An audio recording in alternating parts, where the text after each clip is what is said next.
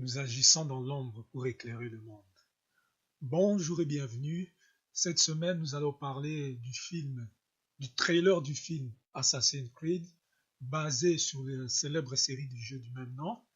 La sortie initiale du film était prévue pour le 21 décembre 2016, mais a été repoussée pour le 1er janvier 2017, je crois, pour éviter un clash direct avec la sortie du film Star Wars Rogue One, ça c'est un gros blockbuster, donc ça aurait risqué de ne pas être au même niveau. Et le film Star Wars et Rogue One est aussi prévu pour Noël. Avec toutes les informations publiées à date sur le film Assassin's Creed, l'histoire sera divisée en deux grandes parties. La première partie, 65% de l'histoire, se déroulera dans le présent, à notre époque, et 65% sera dans le passé. Cela change beaucoup du jeu où la majorité du gameplay est joué dans le passé, et cela semble avoir mis certains fans en colère, en rogne contre ce nouveau choix. Ce dernier préférait que ça soit comme le jeu.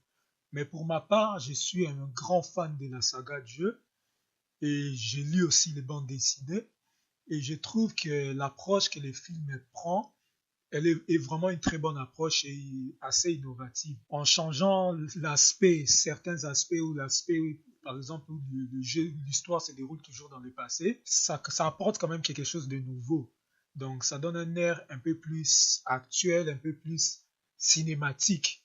Donc pour prouver qu'il ne s'agit pas, qu'ils ne sont pas en train de faire une promotion pour le jeu. Non, c'est un film qui est dans le même univers, mais dans deux temps différents. Donc, comme tous les jeux, mais ça, c'est vraiment fait pour qu'on expérimente, que ça soit vraiment un film, qu'on n'ait pas vraiment trop l'impression de regarder le jeu vidéo. Et on a aussi un animus totalement différent de celui du jeu et des bandes dessinées. Juste une petite parenthèse, puisque dans les bandes dessinées, les animus utilisés sont aussi totalement différents du jeu et totalement différent du film. Donc, pour l'univers étendu que Ubisoft est en train d'essayer de créer, c'est vraiment une très bonne approche de montrer différentes formes d'animus. Et je vous recommanderais aussi de lire les bandes dessinées sur Assassin's Creed, qui sont vraiment bons et vraiment qui en apprend vraiment beaucoup d'aspects sur d'autres assassins. Ce sont différentes époques. Il y a eu pendant une époque en Inde, il y a eu pendant la Révolution russe. Donc vous allez vraiment, c'est vraiment des très bons livres. Et les personnages dans les films, dans les bandes dessinées, dans le jeu, sont totalement différents.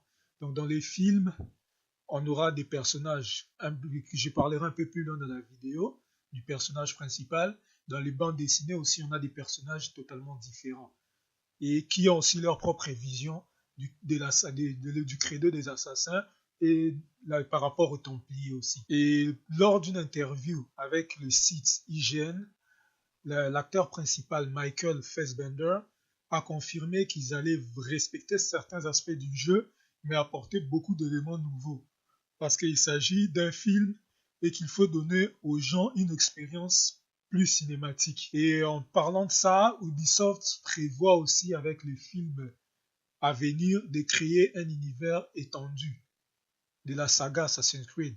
Donc, selon les rumeurs, ça se peut qu'il y ait beaucoup de films, beaucoup d'autres films sur Assassin's Creed, en plus des bandes dessinées et de jeux vidéo.